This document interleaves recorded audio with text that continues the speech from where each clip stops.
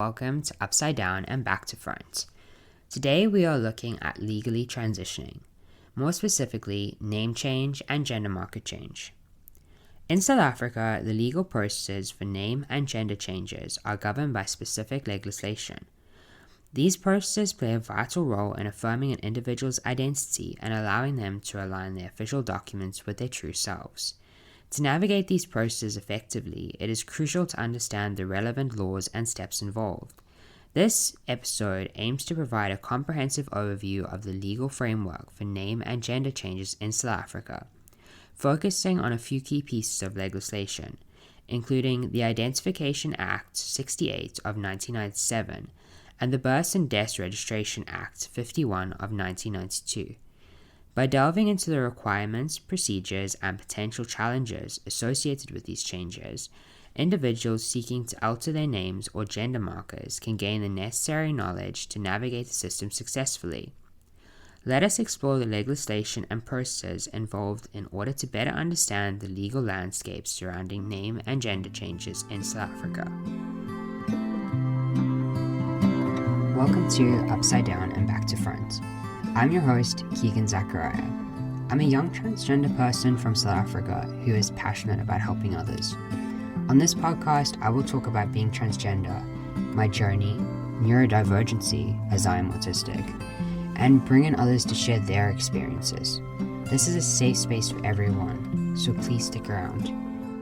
In order to gain a comprehensive understanding of the processes involved, it is important to familiarize yourself with two pieces of legislation: the Identification Act 68 of 1997 and the Births and Deaths Registration Act 51 of 1992.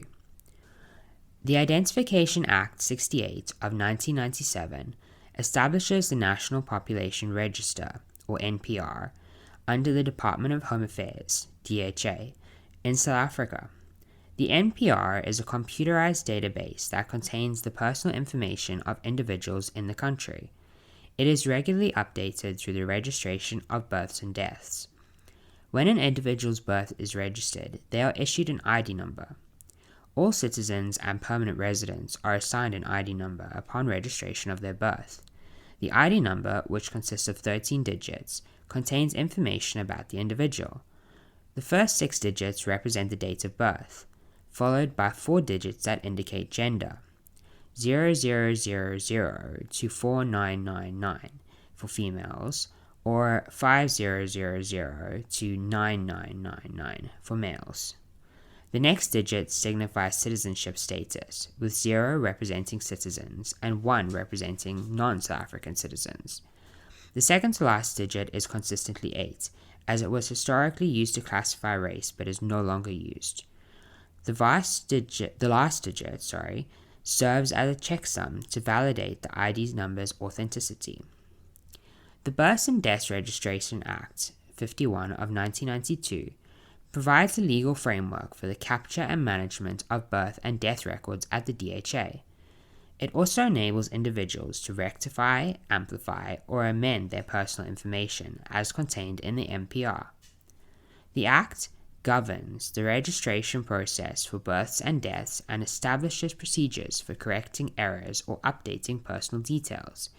If an individual wishes to change their personal information captured in the NPR, such as their name or gender, they can do so under this legislation. The NPR contains various pieces of personal information about individuals, including their ID number, forename, surname, gender, date of birth, place of birth, citizenship status, fingerprints, and photograph after turning 16 years old, and marital status later in life. If you are considering a name change, the process is relatively straightforward, as it is a fairly common procedure. To initiate a name change, you will need to bring 2 ID photos and certified copies of your birth certificate and ID. It is advisable to bring both documents to ensure you have all necessary paperwork. Additionally, you may be required to provide your parents' ID numbers, marital status, and date of marriage on the application form. Although this requirement may seem unnecessary for adults, it is best to be prepared and have this information on hand. Bringing a black ballpoint pen for filling out the forms is also recommended. During your visit to Department of Home Affairs, you will need to complete Form BI-85 or DHA-85, which is the application for alteration of forenames. It is a good idea to take a photograph of this form after filling it out as a precaution in case it gets misplaced. Additionally, you will need to fill out Form BI-9 or DHA-9, which is an identity document used for individuals without an ID book. This document helps confirm your identity during the processing of name changes. Your fingerprints will be taken and a photograph will be attached to the application. The application fee for a name change is R140, which includes an abridged birth certificate.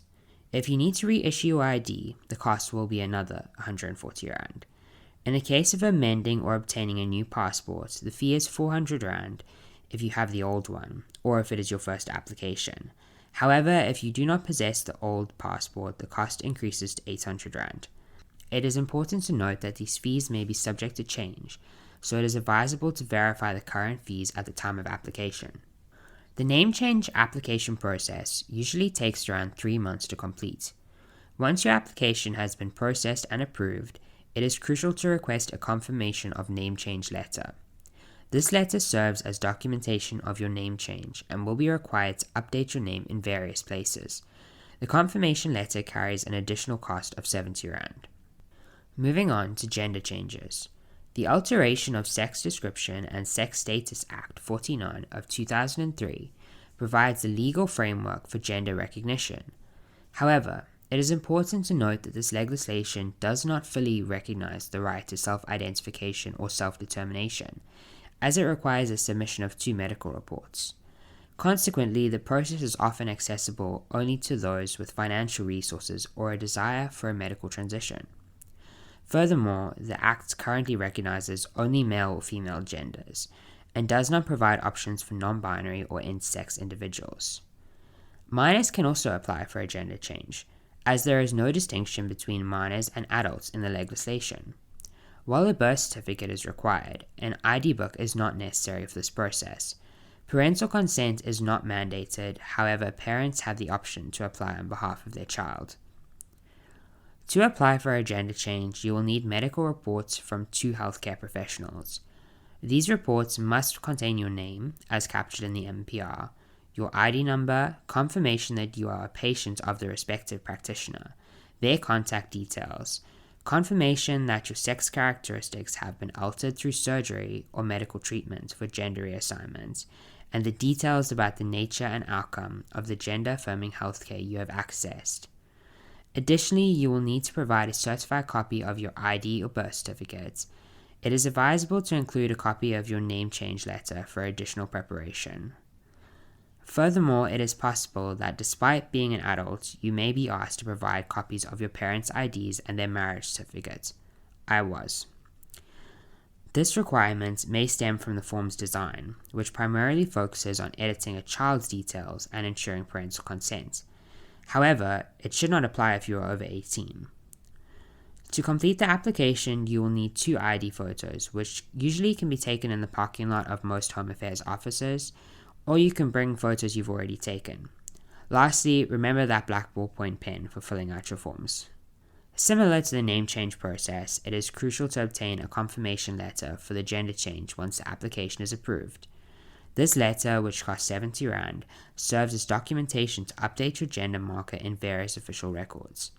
It is important to keep in mind that the time required to process gender change applications may vary. According to the Legal Resource Center, the LRC, the process typically takes between 3 and 6 months, while other sources suggest a time frame of 6 to 12 months. If the application exceeds the estimated time frame, it is advisable to follow up and inquire about the delay. You may contact Home Affairs Contact Center at 08600 601 190 or email them at hacc@dha.gov.za to check the status of your application. In the event that your application is rejected, the Director General of Home Affairs is obligated to provide you with written reasons for the decision.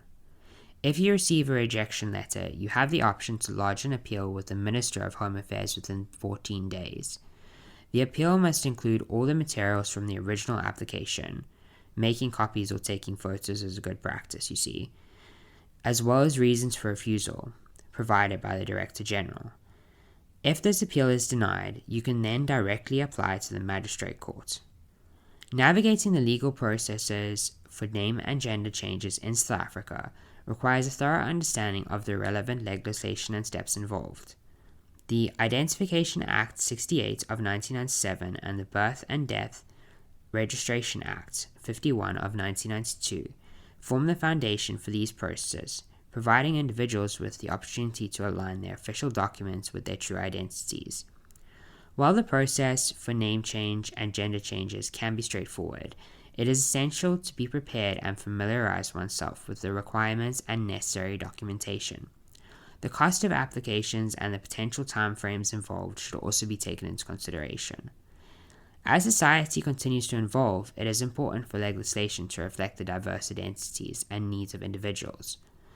While the current legislation acknowledges the right to change names and gender markers, there is room for much improvement to ensure inclusivity for non-binary and intersex individuals, as well as easier access to self-identification and self-determination.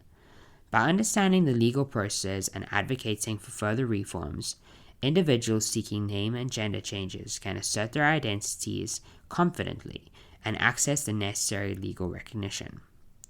In conclusion, the legal processes for name and gender changes in South Africa, guided by the Identification Act and the Birth and Death Registration Act, provide individuals with the opportunity to affirm their identities. It is crucial to remain informed, prepared, and engaged in advocating for inclusive and accessible procedures that respect and protect the rights of all individuals seeking these changes. Stay safe, be kind, and you are worth so much more than you could ever know.